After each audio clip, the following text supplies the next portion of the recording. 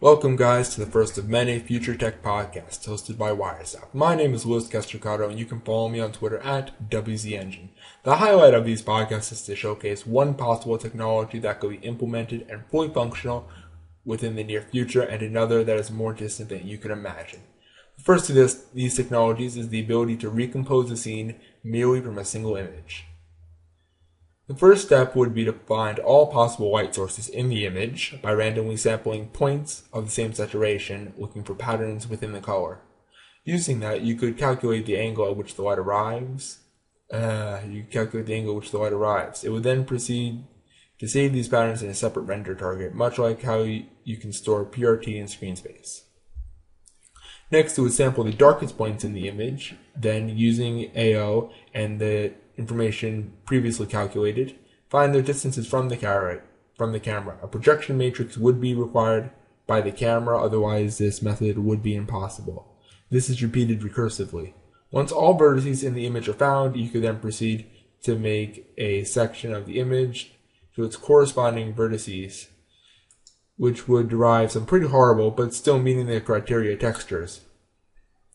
A way to spruce up the textures would rely in the hands of the camera producers. Instead of storing evenly pixelated images, the cameras would need to take two images, one in a normal resolution and one in a much higher resolution.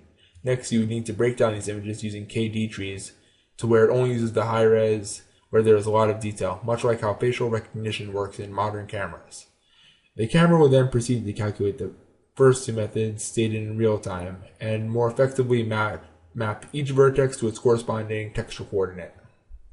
And there you have it, a scene recreated from a single image. There only remains one flaw: I never accounted for radiosity. With current technology, I don't see a way to have radiosity depth buffer independent and in screen space. I believe a method like this would be developed in the next 5 to 6 years.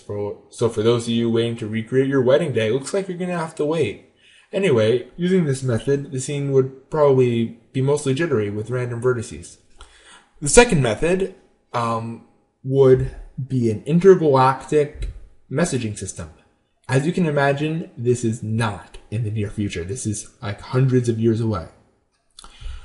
For those of you who study quantum physics, you know that in quantum foam, the smallest of all units, Planck lengths, you have wormholes. Those do not exist at a larger size in the moment, nor would it really be required for this method. But those wormholes carry information, molecules, energy, stuff like that, from one side of the universe to the other. Now, this intergalactic messaging system would require a dark matter pulsar, which would send information from the entrance of the wormhole to the exit, and then some form of receiver which could read the dark matter pulses. I think that anything like an electromagnetic sensor would be fine. You could also use weak radiation, since that would work at that scale, although I don't think that would be fine. This messaging system would be almost instant, besides for the length of the wormhole, which you wouldn't know. Well, you could calculate it probably. I don't know. You wouldn't know it right off the bat, though. Like you'd probably do a few blind runs with it. So, this method would be quite useful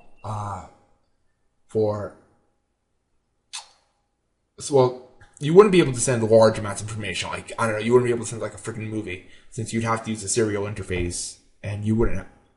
Well, you possibly could have like maybe a 32 or 64-bit bus. I don't think it's likely though, because you'd have to have either a lot of wormholes or some method where you could pulse at different frequencies at the same time.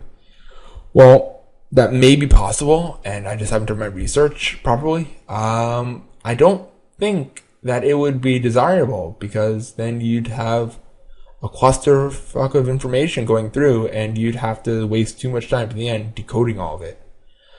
So, there you have it. Two technologies, one in the near future, the evident occlusion scene decoder, and one in the far future, the wormhole messaging system. I would like to do this commentary again, although I would like to bring on a guest for the next time. So if you are willing to do this commentary with me, please add me on Skype, Louis Castricado. That is my username. That'd be quite awkward if you just start Googling Louis Castricado Skype. Blah, blah, blah. Well, maybe it'll come out. Hopefully. I hope to do these every Monday, and this has been Louis Castricado, CEO of Zapp. Once again, you can follow me on Twitter at WZEngine or subscribe to me on YouTube at WZNet Videos. We do Let's Plays, commentaries, and we'll start doing programming stuff on there. We haven't uploaded anything programming related yet, even though it's a programming company.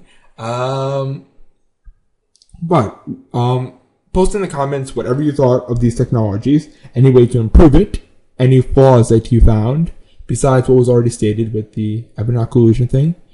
And post any ideas that you have. I'll be sure to do a bit of research into them and get back to you. Thank you. Once again, bye.